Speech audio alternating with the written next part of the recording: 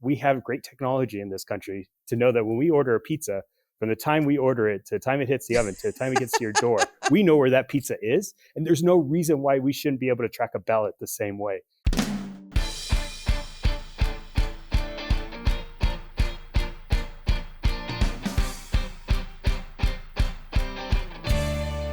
Hello, and welcome to the Politics Girl podcast. I'm your host, Lee McGowan. Let's get into it. If you've been paying attention to the news, which I know if you listen to this show, you have been, you understand that our voting rights are under attack all over this country. Just leading up to today's elections, Ohio Republicans quietly purged 27,000 voters from its rolls after the August election, knowing abortion rights were on the ballot and that the majority of Ohio voters wanted to protect those rights. Virginia Governor Glenn Youngkin, with his majority on the line, is now in hot water after purging 3,400 voters ahead of these elections, after saying they'd made a mistake and purged 270 voters, but it turned out to be 10 times more. And while 3,400 might not sound like a lot of people, it's important to remember that some of these Virginia districts were won or lost by less than 100 votes. Some candidates won the last election by 1 or 2 votes. So removing over 3,000 registered and totally legal voters feels like a strategy rather than a mistake. And that's it, really. It is a strategy. It's been a strategy for years to use these tactics to win without winning, and we have to see it for what it is and fight back. To talk about the importance of election security, election integrity, and what we can do about election interference, I'm joined today by Nevada's Secretary of State, Francisco, known as Cisco Aguilar. Cisco was elected in the 2022 midterms after running against a very vocal election denier and will serve 4 years and hopefully 2 terms in charge of the safety and security of Nevada's elections. Prior to being elected, Secretary Aguilar spent 8 years on the Nevada Athletic Commission, worked as legal counsel for Nevada's higher education chancellor, and served 12 years as general counsel for Agassi Graf, the management company run by the married tennis stars Andre Agassi and Steffi Graf. So without further ado, please welcome my guest, Nevada's Secretary of State, Cisco Aguilar. Welcome, Cisco. Thank you. I'm excited to be here. Appreciate the opportunity. Yeah, thanks for joining me. I mean, I've been watching what's been going on around the country, so it is understandable that people are feeling concerned about our elections and our right to vote. So I'm really pleased that you've come here to talk to me about it. Thank you. Look, it's a great honor to serve in this role. Nevada has a special place, I think, in upcoming presidential election, and we take that role very seriously. And so we're excited about the opportunity and the voice that we get to have on a national stage. Yeah, absolutely. Now, so people know you were elected in 2022 in the midterms after defeating a full-blown election denier who was campaigning on scrapping all the voting machines, and he claimed that every Nevada winner since 2006 had been installed by some deep state cabal. So I guess right off the top, we have to thank you for saving Nevada and honestly the rest of us from that. No, look, it was when I decided to run for this office, nobody came out and recruited me, but I knew the impact we were going to have. You know, I've had the opportunity to build a high school in one of our most vulnerable neighborhoods, and it's 86% Latino, 10% Black. And on election day in 2020, I was talking to them about election day and asking whether or not their parents had voted. And their response killed me. They said, no, our parents did not vote. 1, they don't believe their voice matters. 2, people don't want them to vote. And what is it really going to change? Yeah. And it just killed me from an inside. And I thought, this is unacceptable. If we're going to change the future of our country, we're going to change Nevada. It's exactly these parents that we need to have to vote. Nevada is one of the most diverse states in the country from an ethnic perspective, from a workforce perspective, from a geographical perspective, but also environmental. And if we're going to make a priority the issues we care about, we need to ensure people have access to the ballot box. Absolutely. I mean, one of the reasons I got involved in this project in the first place was because pretty much everyone around me didn't really care. They were like, Lee, it doesn't matter. I was all upset about the second Obama midterms and how we'd lost the Senate. And they looked at me like I was bananas. And I was like wasting my time thinking about these silly things that no one cared about. And then we sort of see what's happened after that. So I thought, you know what? It's not that people don't care. It's that they don't understand and they don't have the time or the bandwidth to try and understand. And that's kind of the job of those of us who passionately care about this, to kind of inform our people and take charge of our people. I mean, I'm kind of embarrassed to say that I think I thought the 2022 election might be the end of all this election conspiracy stuff. Like Trump had lost all his court cases. We'd had the January 6th committee. Almost every election denier was soundly defeated across the country. But it kind of seems like it's still carrying on, like even right now with Trump's inner circle, like his lawyers and his chief of staff flipping and admitting they all lied, that it wasn't a rigged election. We are still hearing about it. And now the new Speaker of the House, Mike Johnson, was a leading voice in overturning the electoral votes in a lot of states. And as far as I know to this day, he's never even admitted that Joe Biden is the rightful president. And that's kind of where we are now. And that is a tough place for people to be sitting. It is. And that we just have to work extremely hard to ensure that we continue to win these races and expose people for who they are. When the speaker was elected, a rock sunk in my stomach because it was like, oh man, here we are. We've been through this experience as a country, and now we just elevated somebody who was at the forefront of it all. It makes my job, it makes the job of other secretaries of states harder, especially those secretaries in battleground states where we're going to fight every day to ensure that access exists. Yeah, it's really crazy. I mean, I guess the goal of undermining the elections and our faith in the institutions, it continues to be incredibly well funded by these kind of anti-democratic forces who are sort of playing a long game. These are people who don't really want to live in a democracy because it no longer works for them. They realize they don't have the will of the people anymore. So they're trying to make a different way of doing it. So they continue to undermine our democracy until maybe people don't believe in it anymore. So it's not one deliberate action. It's kind of a death by 1,000 cuts, right? And it's also too, it's failing to recognize that our country is continually evolving and our country is changing.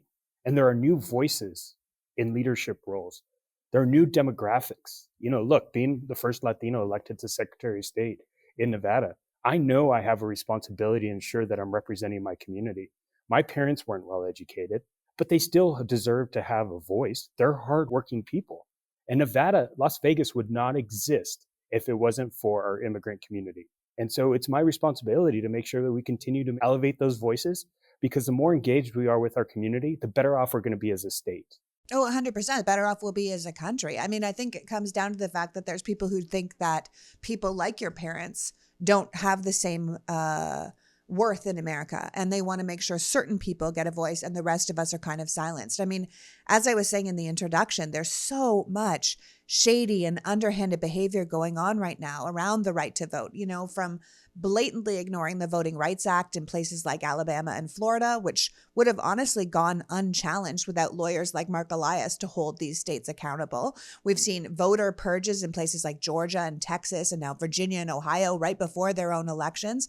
And of course, gerrymandering, right? It's clearly a massive problem for democracy in this country, as is this continued election denial that we were just talking about that goes all the way up to our top of our political spectrum. So as a Secretary of State, what do you say to people who are wondering if they can even still trust the system? Absolutely. Look, Nevada has some of the best run secure elections in the entire country. We also have some of the most progressive access to the ballot box policies. We have 2 weeks of early voting. We have universal mail ballot. We have same day voter registration. We have automatic voter registration. We expanded our digital mobile voting to our native communities who necessarily don't have access to a poll or have to drive 2 hours just to exercise their fundamental right to vote. So we have some really, really strong policies to give people the opportunity to exercise their fundamental right to vote. And so I'm at the forefront of trying to protect those policies to ensure that we're engaging as many citizens across this big state. But again, it's making sure that their votes are counted and that they're actually part of the process. And we are investing as a state, and it was a bipartisan initiative. The governor recommended this budget request of $30 million to build a voter management system so we can bring transparency to the process and we can see it every time where an individual's ballot is, from the time it leaves the clerk's office to the time it gets to the postal station, to the time it gets on a postal truck, to when it's delivered in a mailbox, and vice versa. This transparency is going to ensure that everybody who votes gets their vote counted. That is not a Democratic or Republican issue. That is a democracy issue. And I call it the pizza tracker because we have great technology in this country to know that when we order a pizza, from the time we order it to the time it hits the oven to the time it gets to your door, we know where that pizza is. And there's no reason why we shouldn't be able to track a ballot the same way. But when you talk about secure elections and access to the ballot box, it comes down to people. We have to protect the people that are making Yeah. sure elections work. We have to protect the poll workers who are volunteering their time to work the polls. They should not feel intimidated. They should not be harassed, and they should be proud to do what they're doing. And we should make sure that exists in a safe environment. We passed legislation here in Nevada, SB 406, that passed both houses of our legislature on a unanimous vote with the signature of our Republican governor, because they understood that elections don't work unless we have the people. Absolutely. I mean, speaking of Mark Elias, we just had him on the show, and he was saying that if the 2020 election was all about undermining mail-in voting, the plan for 2024 is election vigilantism, which is what you're talking about protecting these people who are in there trying to help out the system. You know, like when we talk about election vigilantism, if you guys didn't hear the episode with Mark Elias, it's the kind of behavior where you're threatening people at the polls. Like MAGA was using armed vigilantes at drop boxes in Arizona at the last election. Or you have individuals who are challenging votes after they've been cast and making life just impossibly difficult for election workers. And then for secretaries of state like yourself, by calling into question as many votes that were legally done, many votes as possible in order to undermine the results. And again, throw into doubt our whole faith in the system. So I think it's wonderful that Nevada is doing such a great job. I mean, clearly voting has changed a lot in Nevada in the past years, you know, with the Democratic controlled legislature making changes, you know, including stuff like mail-in ballots going to every voter. And I love your pizza tracker analogy. Like we all wish we could have that kind of quality, you know, we want your vote to count. We want you to be here. We want to make it accessible. I wish we could all have what Nevada has.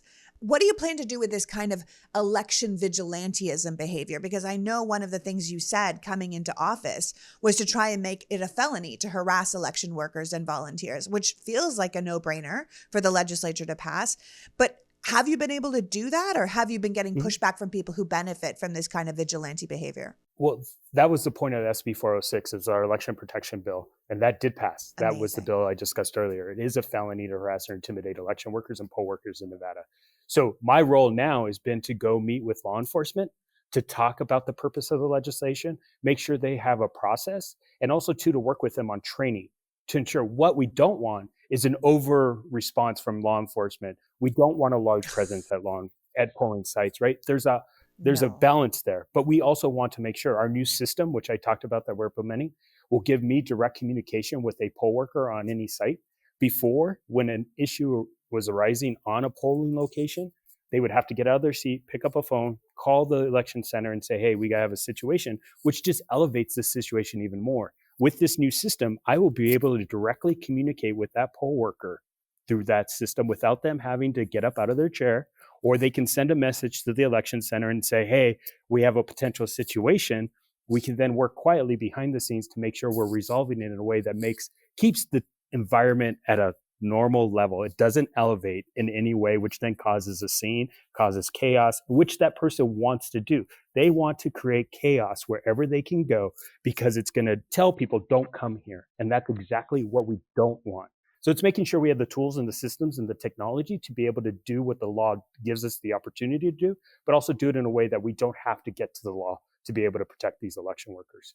Yeah, that's very smart, because we all know that the police are not necessarily the right person to call in every situation. There are, Correct. you know, once you add the police into situations, it can often exacerbate or make something worse. So to have a system set up like that is very smart, because as you're saying, people that are partaking in this kind of election vigilantism, they are looking to cause trouble in the system. They are looking to make it more chaotic. Sow doubt is what they're trying to do. I mean, I just want people to have a background on what we're talking about. Like, look at what's going on in Virginia, okay? The conservative activists in Virginia are trying to recruit supporters to serve as what are called poll watchers and to serve as election workers in state races. They're calling it the Virginia model, which was used successfully in 2021 when Glenn Youngkin was elected governor. And they're focusing on what they call election integrity, right? It's a very performative name. But the goal is to intimidate election workers, to question voters and ballot machines, and be kind of performatively hypervigilant about any potential fraud that might happen. And that kind of goes back to what we were talking about with the death by 1,000 cuts, right? Where these overly aggressive poll workers and poll watchers are able to kind of disrupt the voting in all these different ways. So they end up interfering in the results just enough to disenfranchise voters and then win the election. I mean, I mentioned it earlier. Look at the people who were just purged from the Ohio voting rolls between the summer election in August and this November election coming up. Look what Governor Youngkin tried to do in Virginia and would have gotten away with if Democratic state legislatures hadn't called him on it and called the DOJ for an investigation into his actions. Look at the law passed in Georgia in 2021, making it way easier for partisan vigilantes to engage in what they call mass challenges. Thanks to that law, almost 100,000 Georgia voters had their registration, so their right to vote, challenged by these outside individuals. So we have to be really careful because it's going on in every state. All these little kind of death by a thousand cuts to just take your vote away, question your vote, make sure you don't vote. And I think that's why we have to be careful about looking at secretaries of state who aren't doing what you're doing. Right. It's also, too, having a strong legal team, right? Right now, I'm being sued over that election protection bill because certain individuals are claiming that it's in violation of their First Amendment fundamental right. I don't know where the First Amendment grants somebody the opportunity to harass and intimidate someone, especially when they're doing their duty as a good citizen to make sure we have a democracy. So it was filed in federal court. The federal judge dismissed the case, but the individuals have gotten back together and they're going to refile. So it's also, too, unfortunate that these individuals are using lawsuits to communicate a message. And so we have to be better prepared to make sure we have the legal teams and we have that legal fight ready to go. We have to get strategic about our response. We can no longer wait and see. We cannot be reactive anymore. We need to be strategic and we need to outsmart these efforts, but be better prepared.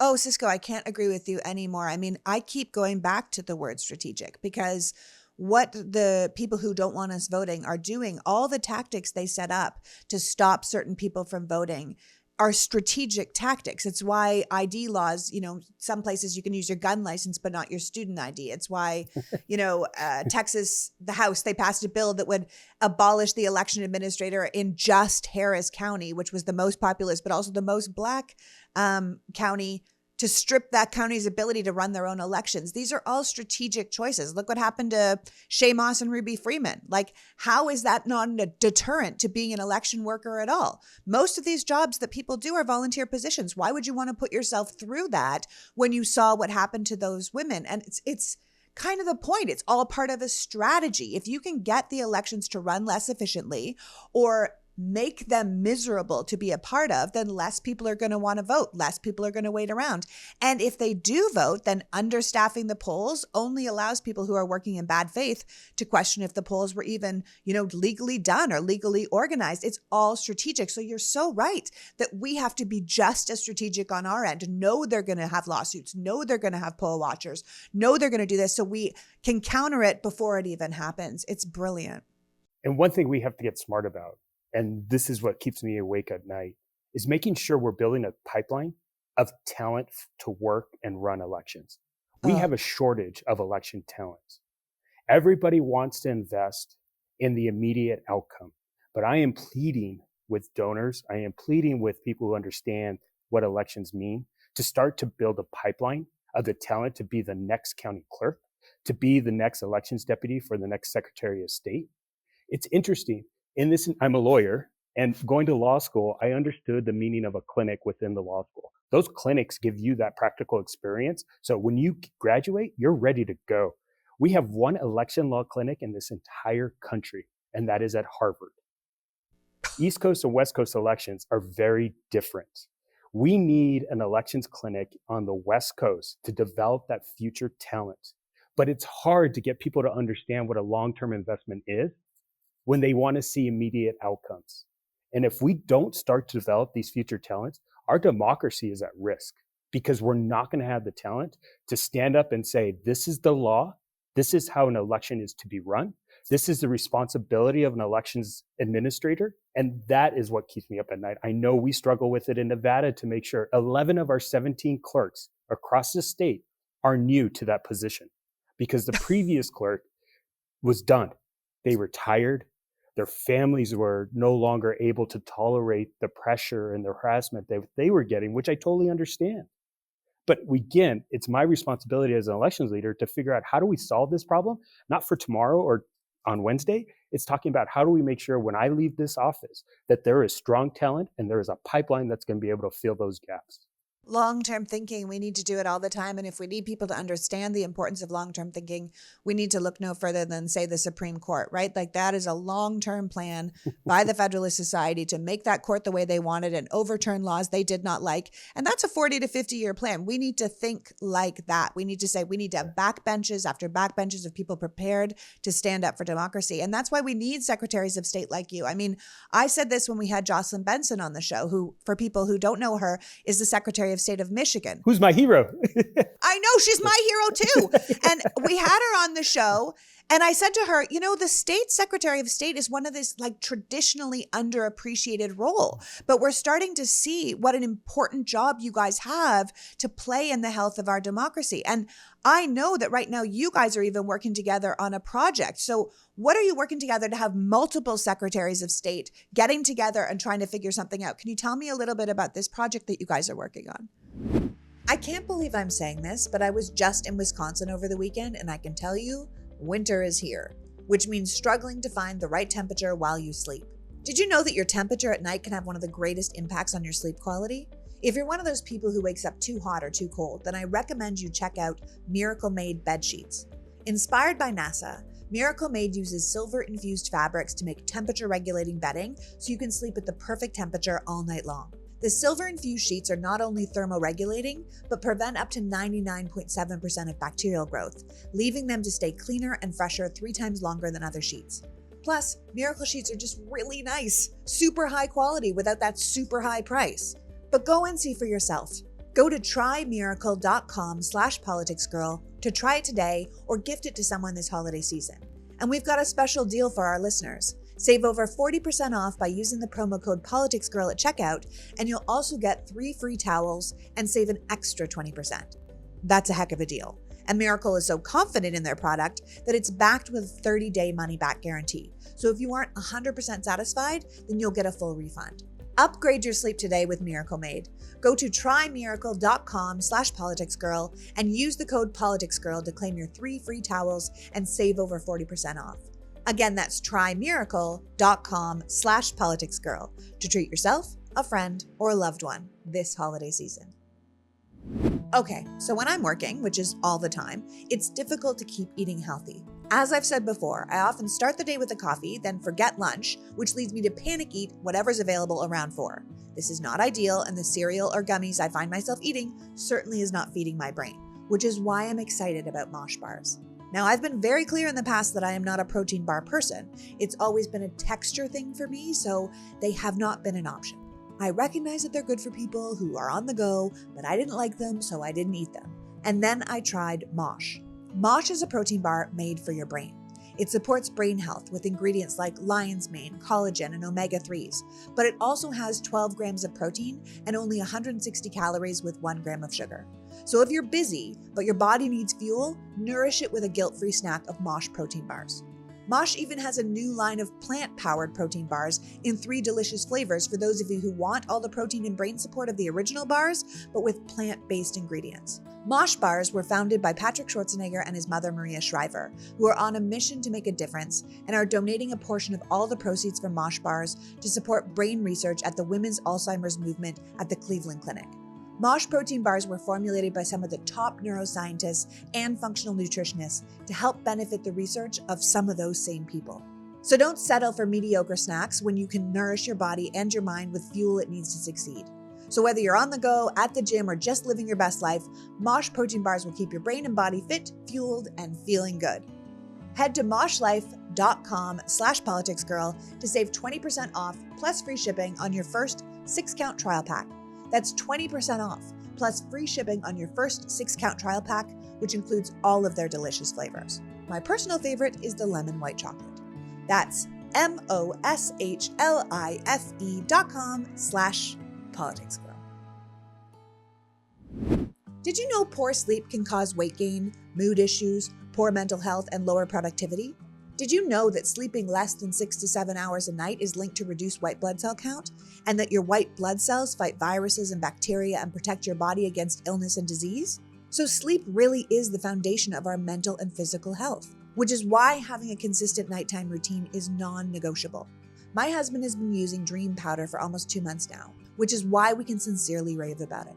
Beam Dream Powder is Beam's best-selling hot cocoa for sleep. It contains an all-natural blend of reishi, magnesium, L-theanine, melatonin, and nano-CBD to help you fall asleep, stay asleep, and wake up refreshed. In fact, a recent clinical study showed that Dream helped 93% of users wake up feeling more refreshed, and 93% reported that Dream helped them get a more restful night's sleep. You just mix Beam Dream into hot water or milk, stir or froth, and drink at bedtime. Today, my listeners get a special discount on Beam Dream Powder, their best-selling hot cocoa for sleep with no added sugar. Now available in delicious seasonal flavors like cinnamon cacao, sea salt caramel, and white chocolate peppermint. Find out why Forbes and the New York Times are talking about Beam and why it is trusted by the world's top athletes and business professionals. If you want to try Beam's best-selling Dream Powder, take advantage of their biggest sale of the year and get up to 50% off for a limited time when you go to shopbeam.com/beat. The discount is applied at checkout, no code necessary. That's shopbeam.com/beat, BEAT, for up to 50% off. Beam Dream. Better sleep has never tasted better. I love that Real Paper is a sponsor of the Politics Girl podcast. Did you know that we cut down tens of thousands of trees every day just to supply America with toilet paper? That's brutal. And it's not like toilet paper can be recycled or reused, so it's just going straight into our water system. Real Paper, on the other hand, is 100% bamboo. So they're making their toilet paper from a plant that grows incredibly fast and can be harvested and regenerated, like grass on a lawn. It doesn't impact entire ecosystems of forests. And Real Paper is the best kind of eco-friendly because it doesn't feel like you're sacrificing something to help the earth. In fact, it might feel like an upgrade. Real Paper is shipped straight to your door in plastic-free packaging, and you can schedule a subscription so it comes exactly when you need it, and you never have to worry about forgetting it or lugging it home from the store. Real Paper also partnered with One Tree Planted, so every box of Real that you buy helps fund reforestation efforts. While your regular toilet paper cuts down trees, Real Paper is actively helping to replant them. Honestly, I love this product. I like the individual paper wrapping. I like the quality. I don't even miss my squishy aloe TP that I was addicted to before. Real Paper is available in easy, hassle-free subscriptions or for a one-time purchase on their website. All orders are conveniently delivered to your door with free shipping and 100% recyclable plastic-free packaging.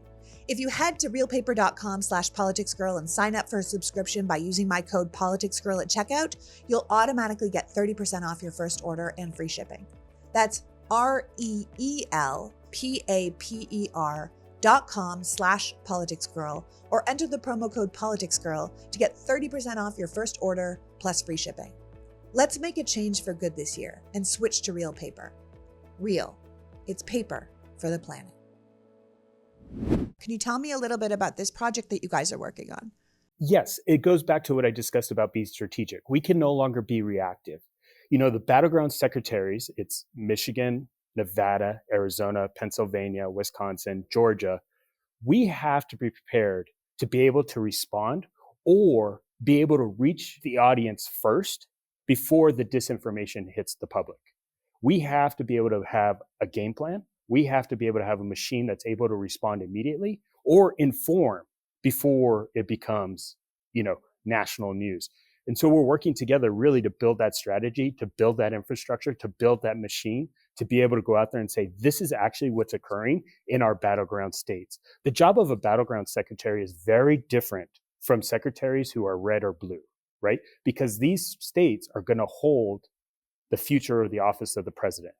And if we're not getting the information out there or being available to counter the bad information, we're not doing the service we need to be doing to voters across this country. And so we're building that cohesiveness now. So when the issues do arise, also too, battleground secretaries are under immense pressure every day from their own states and from their own clerks. And so we need to balance this pressure that each of us has an opportunity to go address an issue. And it's not one secretary always doing it, but leveraging the ability of the team to be able to say, okay, you got this one, I'll take this one. And that's making sure, again, we're being strategic about how we respond to these issues. That's amazing. So you're partnering together to shore up our actual faith in election systems, but also to start making these plans long-term to fight back against what's happening and kind of drive home the idea of election integrity so people can go into their elections with confidence, knowing that there's people paying attention, that there's people that have it, that there's ways for people to fight back if their vote isn't counted. Because at the end of the day, voting should not be partisan, right? No. Like the goal that you and I are having this conversation, the goal isn't just to let Democrats vote and counter what the Republicans have been doing for years and sadly continue to do every day, but to fight to protect the voting rights of all voters, to give all voters faith in this system, whether they're Republicans or Democrats or independents. I mean, I keep saying that if you're a Republican and you think voter suppression or gerrymandering is working for you, it's not. And I say this all the time because when you empower leaders to ignore the will of the voters, at first it might seem like, great, we're ignoring all these voters that I hate, right? But at the end of the day, you are one of the voters. And if you give these people who would marginalize voices and votes enough power, eventually they're not going to listen to you either. It Right. never serves you to silence voices because eventually your voice will be silenced as well.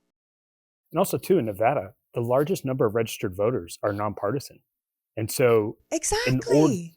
that group of voters is going to determine the outcome of elections. And if they're not able to participate, we're going to see a huge block and a huge group of voices that it's not going to be heard. And we're not going to be the democracy we want.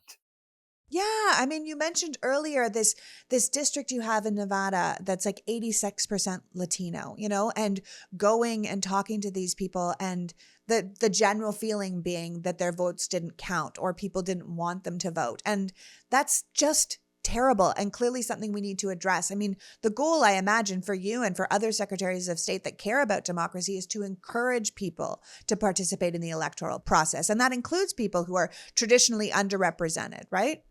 But we also have to figure out, as Democrats, how we communicate to these voters. We have to talk about the issues they care about and that directly impact their lives every day. It was like when I started this election process and we went through a long election period, I called my mom up and I said, hey, we're fighting. She goes, how are things going? I said, they're going great. We're fighting for democracy. And she goes, what does that mean? And I was like, that's true. Maybe. When you're knocking on a door of a voter, when you talk about democracy, when they're fighting to put food on their table, they want to know what you're going to do to help get their kids educated, what you're going to help them do to have a great paying job, and how you're going to keep their community safe. And so if you can't talk about those kitchen table issues, we have to do a better job of talking about why the votes matter and why that specific vote matters to those individuals' life. Absolutely. We talk about that all the time. Actually, we had Alyssa Slotkin on the show, and she was saying the same thing. She was like, when we talk about big concept issues like democracy or bodily autonomy, people get a little like, meh. And I was saying to her, here's the thing, bodily autonomy, the right to an abortion, I feel like that is such a kitchen table issue. I feel like that's such an economic issue because what's more economic than how many people you have at your kitchen table, or if you can afford to have a child, or if you can afford to have a sick child, or if you can, this is a kitchen table issue, but it's about how we talk about it. It's about making sure we say, we want to talk about education being more affordable, or we want to talk about better schools in our neighborhoods, these kind of things that will build up a community. We can talk about that in the concept of, if that's what you want, you need your votes to count, which is why we want democracy to count, because you want schooling, you want education, you want better jobs, you want a higher minimum wage. We need to hear you say that. And your voice is heard through democracy. And I think there's a way to explain it to people that feels engaging to them. It's the same reason that we want young voters to come out and have their voices heard, because it's their future we're currently messing up, right? And they do care about climate change, and they do care about the right to their own bodies, and they want affordable homes and education, and they want good paying jobs that allow them to have a life like their parents or grandparents had before and right now is completely out of reach for them, right?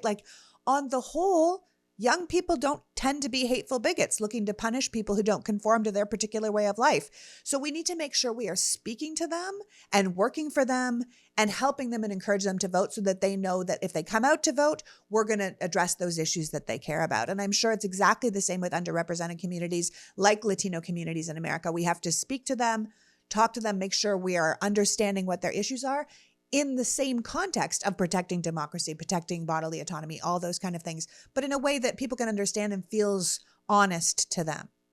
Because those groups are going to flip races, and especially in battleground states, It's a small number of individuals that can change the outcome of any statewide race or any local race. And so we have to understand that power of a small group of voters at this point in time.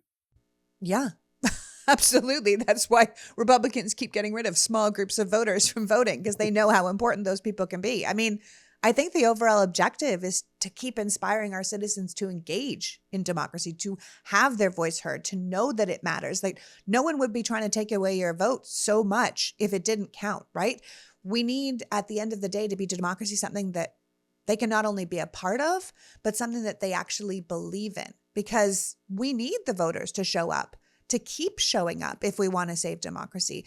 And so we need to have them know that at the end of the day, we have their back, right? The ultimate ambition would be to come out of this horrible time we're currently living in with a stronger rather than a weaker democracy. So I love the idea that you are thinking long-term now, that it's about how can we be less reactive and more proactive? And especially when it comes to young voter, right? Nobody grows up, goes through high school, goes to college and says, I want to be in the election space. But I think younger generations are now looking for mission, purpose-driven opportunities and careers. And elections is a space where we can start to really recruit those young individuals to become those future leaders. But we have to start giving them access to those learning opportunities, because the world has changed completely in the election space.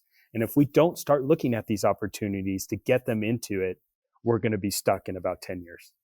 I agree. I always say if we could just make politics cool, it would be awesome. If people came in, if we had the top people coming out of high school being like, you know what? I want to be a state comptroller, right? Like that would be amazing, because we would have so many engaged young people who really knew how the system worked. It's why I'm so passionate about adding civics back to school, American civics, so people know how the system works. They understand how it works. They understand where their voice can be heard. And then they maybe want to be a part of it. And then we could have way more people in government that actually cared about the system of government. I think that would be wonderful.